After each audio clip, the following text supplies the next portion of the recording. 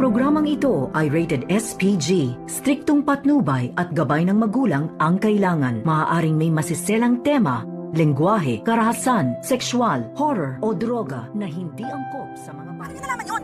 It's all your fault, Zoe! Kaya niyo nagamit yung mga medical supplies yun, panlaman ka nagkasat balahadya tapos...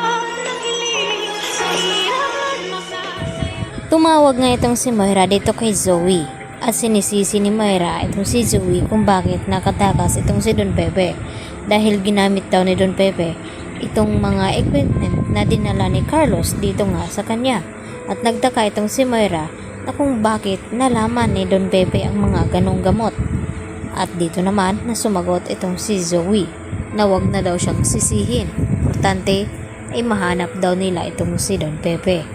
At dito naman nagbabanta itong si Moira kay Zoe na kapag hindi daw nila mahanap itong si Pepe at kung makapagsumbong ito kina RJ at Giselle, tiyak na magdudusa daw sila ni Moira sa kulungan. Tila kinabahan naman itong si Zoe nang sinabi ni Moira ang mga ganon. Kaya naman agad na binalikan ni Zoe sa kotse itong si Don Pepe at dito niya hindi inasahan na tama nga itong si Moira nakapagsumbong na nga itong si Don Pepe dito kina RJ at Giselle.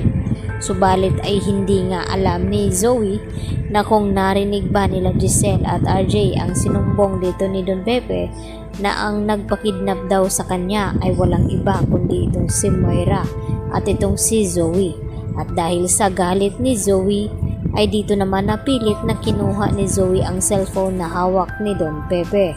At lumabas sa kotse itong si Don Pepe kaya napilitan naman itong si Zoe na habulin ito at sumagot itong si Don Pepe na wala daw siyang apo na traidor at hindi niya apo ito si Zoe dahil nag-iisa lamang ang anak ni RJ ay walang iba kundi itong ang si Annalyn. At dahil dito napilitan naman na maitulak ni Zoe sa bangin itong ang si Don Pepe at pagkatapos na gumulong-gulong itong si Don Pepe ay gulat naman na napasigaw itong si Zoe at hindi na niya alam ang kanyang gagawin kaya agad na kinuha ni Zoe itong kanyang cellphone at tumawag dito kay Carlos at umiiyak at nagtanong naman itong si Carlos na kung bakit napatawag at umiyak itong si Zoe at dito naman na inamin ni Zoe na hindi daw niya sinasadya na maitulak daw itong kanyang lolo Pepe sa bangin at baka nga natuluyan na ito. Nagulat itong si Carlos kaya nagtanong itong si Carlos kung nasaan daw itong si Zoe ngayon kaya agad naman na pinuntahan ni Carlos itong si Zoe at wala namang kaalam-alam itong si Carlos na nasundan pala ito ng mga pulis at dito na nga matiting tiklop itong si Zoe ng mga pulis lalo pa at nalaman agad ni Annalyn na natagpuan na itong kanyang lolo Pepe at nakapagsalita ito na ang tumulak nga daw sa kanya ay walang iba kundi itong si Zoe dahil ang nagpakidnap sa kanya ay walang iba kundi itong si Moira at kasabuat nito itong si Balahadya.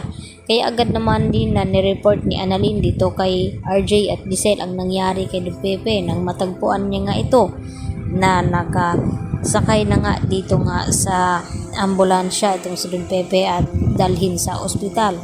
Kaya nag-aalala naman itong si Annalyn na kung baka mapaano daw itong kanyang lolo.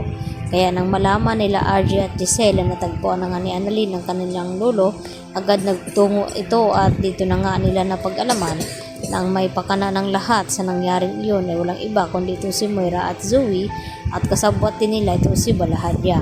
At nakiusap naman at tagmamakawa itong si Zoe dito kay RJ na huwag siyang ipakulong. Subalit alam na ngayon ni RJ na hindi niya anak itong si Zoe kaya galit naman ang naramdaman ni RJ ngayon at kinakailangan na mabulok daw ito sa ospital itong si Zoe at Moira.